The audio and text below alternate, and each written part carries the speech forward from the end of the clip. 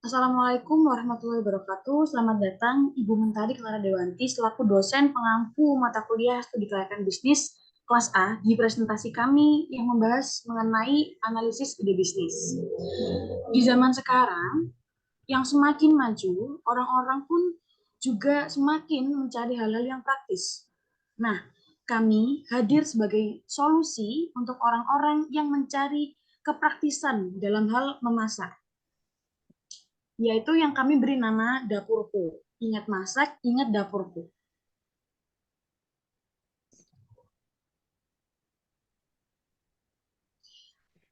Pertama-tama saya ingin mengenalkan sosok di balik dapurku.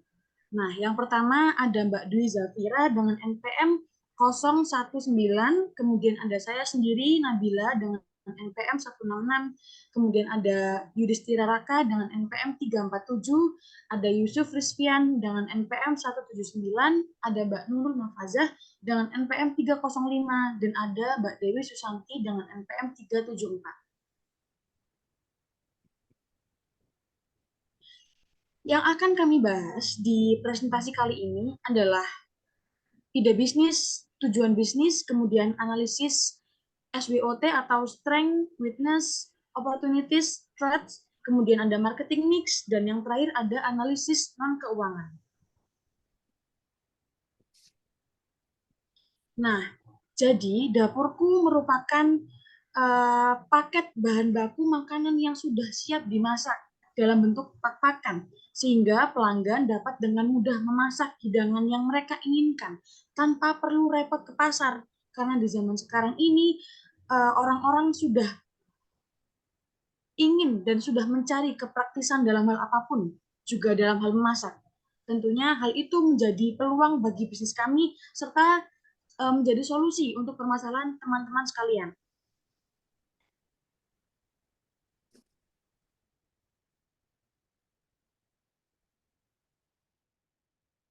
Ada tujuan dari bisnis kami. Nah, yang pertama ini untuk memudahkan pelanggan. Nah, kami ingin mempermudahkan pelanggan kami dalam memasak hidangan berkualitas tanpa harus menghadapi kerumitan untuk membeli dan mengukur bahan-bahan makanan tersebut. Dan yang kedua yaitu mendorong pola makan sehat. Nah, tujuan kami adalah menyediakan bahan-bahan yang berkualitas tinggi yang mengandung makanan sehat dan menciptakan kesadaran akan pentingnya nutrisi dalam makanan sehari-hari. Untuk yang ketiga yaitu menu masakan yang bervariasi. Nah, kami ini memberikan variasi menu yang beragam sehingga pelanggan dapat menikmati hidangan yang berbeda-beda di setiap harinya tanpa harus repot-repot untuk mencari resep dan bahan-bahan. Yang keempat ada berkualitas. Nah, kami berkomitmen untuk menyediakan produk-produk dengan kualitas yang terbaik sehingga pelanggan merasa puas dengan hasil masakan kami. Nah, yang kelima yaitu ada peningkatan gaya hidup. Nah, bisnis kita ini bertujuan untuk meningkatkan gaya hidup pelanggan dengan memberikan lebih banyak waktu untuk hal-hal yang mereka nikmati daripada menghabiskan waktu untuk berbelanja dan masak yang rumit. Nah, melalui ide bisnis kami, ini tuh bisa mencapai tujuan-tujuan ini. Kami berharap dapat memenuhi kebutuhan pelanggan kami dan membangun bisnis yang berkelanjutan dan sukses dalam industri makanan dan kuliner yang berkompetitif. Nah, tujuan bisnis kami ini sasarannya ini lebih kepada mahasiswa ataupun pekerja-pekerja yang memiliki waktu yang tidak panjang sehingga mereka itu eh, dari ide bisnis ini itu sangat pas untuk mereka-mereka yang hanya memiliki waktu yang sedikit sehingga eh, bisnis ini tuh bisa membuat mereka bisa menikmati makan sehat dengan waktu yang singkat. Next. Nah, selanjutnya ini ada analisis SWOT. Nah, yang pertama ini ada strength atau kekuatan. Yang pertama ada kemudahan dan efisiensi. Nah, eh, kemudahan dan efisiensi ini merupakan konsep bisnis yang menawarkan solusi praktis bagi pelanggan yang sibuk atau tidak memiliki pengetahuan masak yang mendalam dan untuk menciptakan keunggulan dalam hal kemudahan dan efisiensi. Nah, yang kedua ada pilihan menu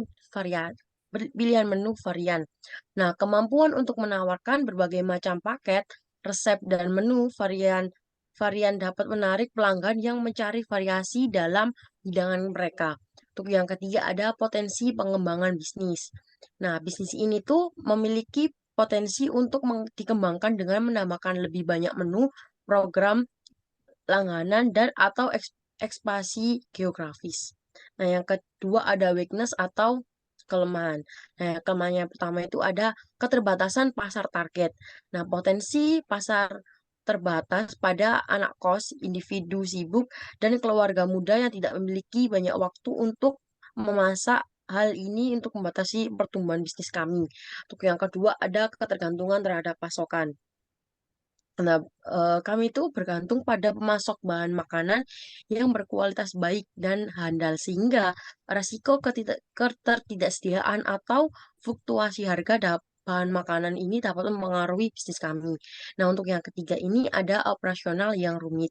Nah, kami itu di bisnis kami ini memerlukan proses persiapan dan logistik yang kompleks. Untuk yang terakhir ada quality control yang ketat. Nah, di dalam bisnis kami ini diperlukan sebuah kontrol quality yang sangat ketat. Untuk apa? Untuk mutu dan kualitas bahan baku tiap terjaga. Bahan baku tetap terjaga saat tiba di tangan pelanggan. Jadi pelanggan itu tidak kecewa dengan produk yang kita jual. Untuk yang ketiga ada opportunities atau kesempatan. Nah, yang pertama ini ada pertumbuhan pasar pasar makan siap masak. Nah, terhadap tren ini, peningkatan minat konsumen terhadap makanan siap masak yang sehat dan berkualitas yang menciptakan peluang pertumbuhan bisnis ini. Yang kedua ada kolaborasi dengan aplikasi pengiriman makanan.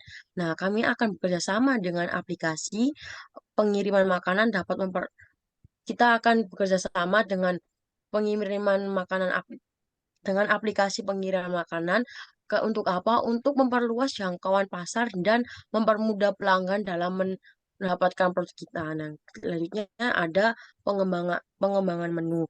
Nah, peluang untuk terus mengembangkan menu baru sesuai dengan tren dan permintaan pelanggan ini akan kami kembangkan untuk kemajuan bisnis kita. Nah, selanjutnya ada threat atau ancaman.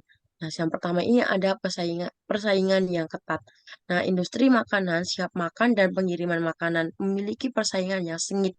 Nah, dari persaingan ini akan lebih besar atau bermodal kuat dapat menjadi ancaman yang sangat kuat terhadap bisnis kita. Nah, selanjutnya ada regulasi dan kebijakan.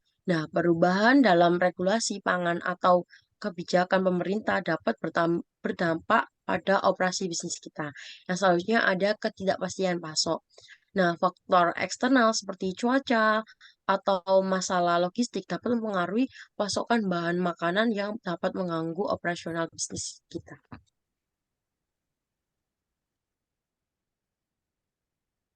Selanjutnya ada marketing mix. Nah, di sini tuh ada produk, place, promotion, dan price. Saya akan menjelaskan yang pertama adalah produk.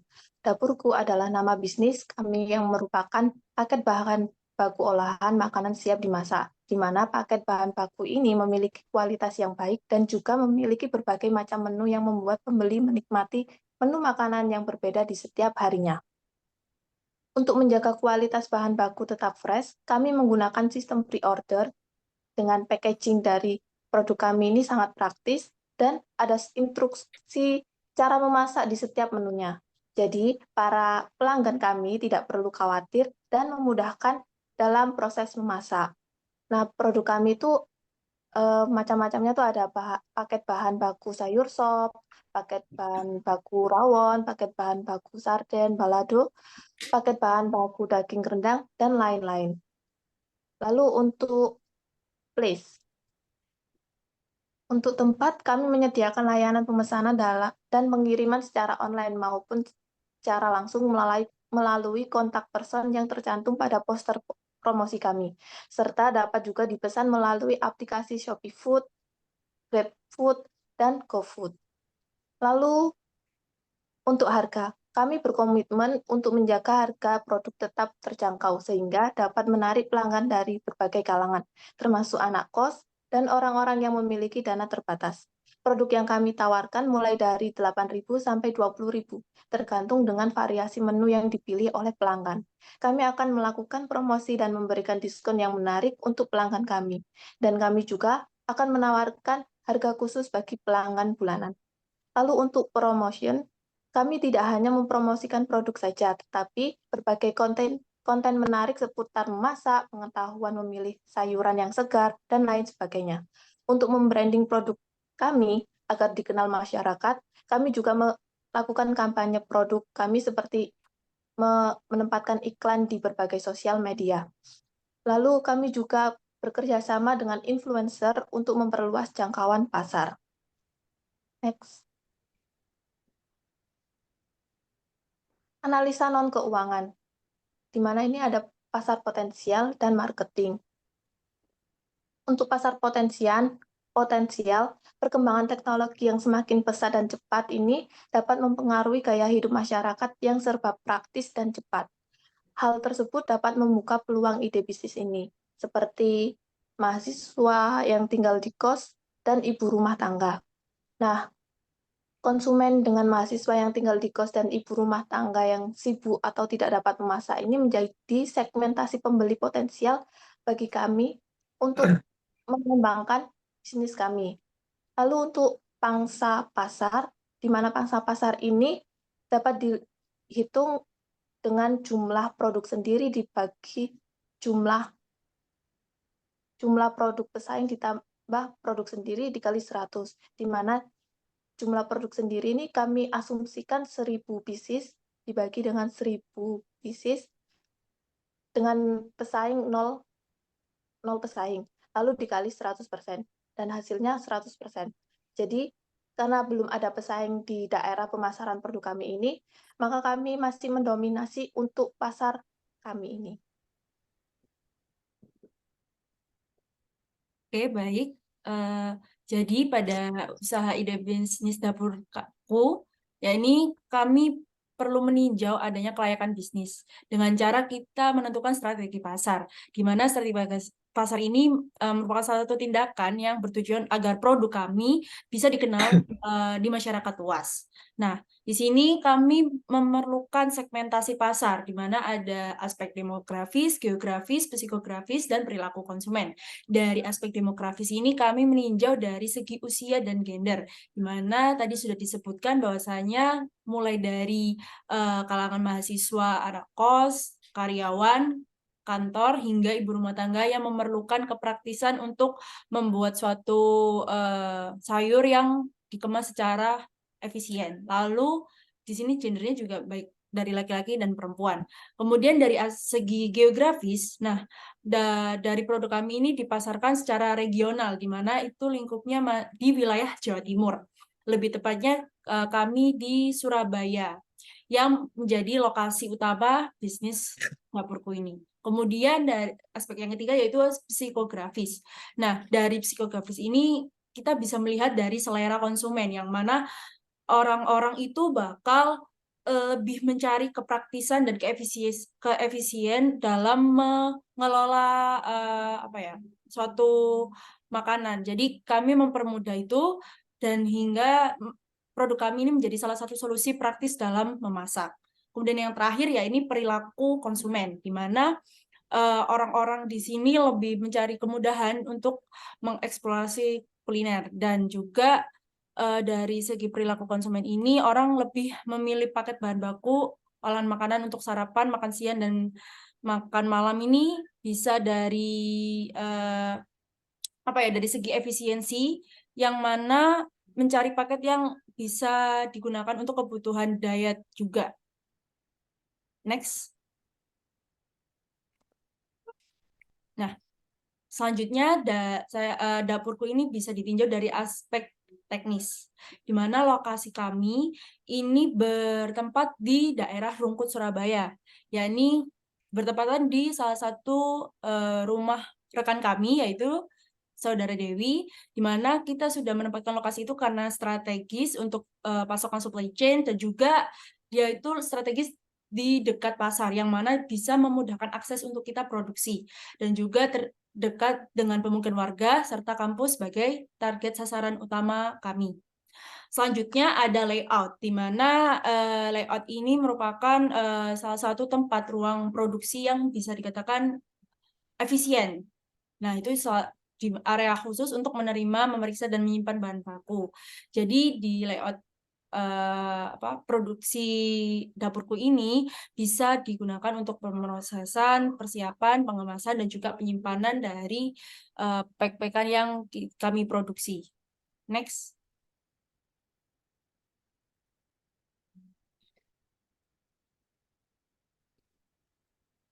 Oke, lanjut. Di sini di aspek teknis yang bagian ini ada dua ya. Yang pertama ada kesiapan dan yang kedua ada teknologi. Kesiapan kita itu udah mengajukan izin dan lisensi yang diperlukan dari otoritas tempat dan badan pengawasan makanan. Yang kedua, kita udah membuat rencana produksi dan manajemen persediaan yang efisien. Dan ketiga, memiliki tim yang terlatih dan paham standar kebersihan dan keamanan makanan. Dan yang terakhir adalah merencanakan strategi pemasaran dan distribusi yang efektif. Selanjutnya adalah teknologi. Bisnis sayur kita atau produk kita adalah bisnis yang berkaitan dengan pengemasan dan distribusi sayuran segar. Untuk menjalankan bisnis ini dengan efisien, berbagai teknologi dapat digunakan. Dan berikut adalah teknologinya. Yang pertama ada peralatan penyimpanan dan penanganan. Dalam bisnis pengemasan sayuran ini, penyimpanan dan penanganan sayur sangat penting untuk menjaga kesegaran teknologi seperti kayak kulkas ataupun ruang pendingin yang mempunyai suhu sejuk dan cahaya yang cukup seperti mengganti sinar matahari agar sayur pun selalu segar. Dan yang kedua ada mesin pemotong dan pengemas. Mesin pemotong dan pengemas sayuran dapat mempercepat proses persiapan pengemasan. Mereka dapat menghasilkan paket sayuran yang konsisten dan lebih menarik. Dan yang terakhir adalah teknologi pengemasan. Pengemasan inovatif seperti kemasan yang dapat memperpanjang masa simpan sayuran atau mengindikasi kualitas sayuran, misalnya label yang berubah warna dan dapat digunakan. Next. Selanjutnya ada aspek manajemen. Di sini ada perencanaan untuk 1 tahun ke depan dengan target yang berbeda setiap bulannya. Yang kedua, mengorganisasikan rencana yang sudah ada untuk setiap departemen sesuai tugas masing-masing. Dan yang ketiga, pelaksanaan. Setiap departemen melaksanakan tugas yang telah diorganisasikan untuk mencapai tujuan usaha. Dan yang terakhir adalah pengendalian. Akan ada pengawasan dan pengendalian untuk mempertahankan semangat para staf dan departemen. Next. Oke, masuk ke struktur organisasi. Untuk keterangannya sendiri, paling awal adalah owner. Pemilik atau owner ini yang pastinya akan bertanggung jawab atas pengelolaan bisnis secara keseluruhan, yang dimana ada departemen produksi, departemen pemasaran, pengiriman keuangan, sampai juga ke pengembangan produk. Untuk departemen produksi sendiri, yang pasti menangani pembuatan produk dapurku. Lalu untuk departemen pemasaran, tugasnya adalah menangani pembuatan, untuk mempromosikan suatu produk dan berinteraksi dengan pelanggan. Untuk departemen pengiriman, yakni untuk mengurus pengemasan produk dan juga pengiriman kepada pelanggan. Untuk departemen keuangan sendiri, yakni mengelola keuangan bisnis, di mana di dalamnya adalah mencatat transaksi keuangan yang masuk dan keluar, serta membayar tagihan-tagihan yang ada. Lalu yang terakhir ada departemen pengembangan produk, yakni bertanggung jawab atas pengembangan produk dan membuat produk baru berdasarkan feedback pelanggan dan tren pasar, yang nantinya kita akan terus berinovasi bagian departemen pengembangan produk. Lalu lanjut ke page di mana sumber daya manusia. Yang pertama ada perekrutan karyawan yang selektif, mana nanti kita akan mempekerjakan karyawan dengan keterampilan sesuai di bidang-bidangnya, yang dimana kita juga melakukannya dengan hati-hati untuk memastikan bahwa karyawan ini memiliki kemampuan yang sekiranya diperlukan untuk memenuhi standar kualitas kerja kita. Lalu ada yang kedua, ada pelatihan yang secara berkala, di mana kita akan memberikan karyawan untuk terus-menerus diberi pelatihan tentang standar kualitas, baik itu kebersihan juga, teknik memasak, dan lain-lain. Lalu yang ketiga, ada jadwal yang efisien. Kami akan mengatur jam kerja itu se-efisien mungkin, di mana job desk karyawan dengan efektif dan efisien akan produksi selalu berjalan dengan lancar tanpa adanya hambatan. Lalu yang keempat ada motivasi serta sanksi, di mana motivasi itu sendiri untuk motivasi para karyawan agar tetap bekerja dengan maksimal, dan juga sanksi di mana untuk membuat karyawan itu sendiri menghindari yang namanya pelanggaran saat bekerja. Yang kelima ada manajemen konflik, baik dengan karyawan maupun pelanggan akan kami tangani dengan bijak. Komunikasi yang efektif dengan manajemen konflik akan kami terapkan guna membantu mencegah keadaan yang merugikan bisnis ini sendiri. Yang keenam ada penilaian kinerja yang adil, di mana standar kinerja kami jelas dan penilaian kinerja yang adil akan membantu karyawan memahami apa sih yang diharapkan dari mereka. Jadi untuk bermanfaat bagi bisnis kami, penilaian kinerja yang adil ini harus diterapkan untuk membantu dalam merencanakan pengembangan bisnis ini. Hal yang ketujuh ada fleksibilitas dan adaptabilitas, di mana manajemen sumber daya manusia kami akan terus-menerus menyesuaikan diri dengan tren makanan dan permintaan pasar secara berkala. Bisnis kami yang bekerja di bidang industri makanan juga dinamis ini membutuhkan kemampuan untuk menyesuaikan menu serta mempercepat produksi. Hal yang ke-8 ada kesejahteraan karyawan, di mana manajemen kami yang pasti bertanggung jawab dengan kesejahteraan para karyawan-karyawan di dalamnya dengan menyediakan lingkungan kerja yang aman, bersih, mendukung kesehatan fisik dan mental agar karyawan juga tetap terus menunjang produktivitas karyawan. Hal yang ke-9 yang terakhir adalah pengembangan karir, di mana kita memberikan peluang pengembangan karir kepada karyawan kami yang berprestasi, sehingga hal ini dapat meningkatkan loyalitas mereka dan juga motivasi kerja mereka. Di mana pengembangan karir ini juga kami tawarkan meliputi peluang untuk promosi internal dan program pelatihan lanjutan. Ya, mungkin itu saja yang bisa kami sampaikan tentang presentasi mengenai dapurku yang mempunyai slogan ingat masak, ingat dapurku. Terima kasih. Mohon maaf jikalau ada salah kata.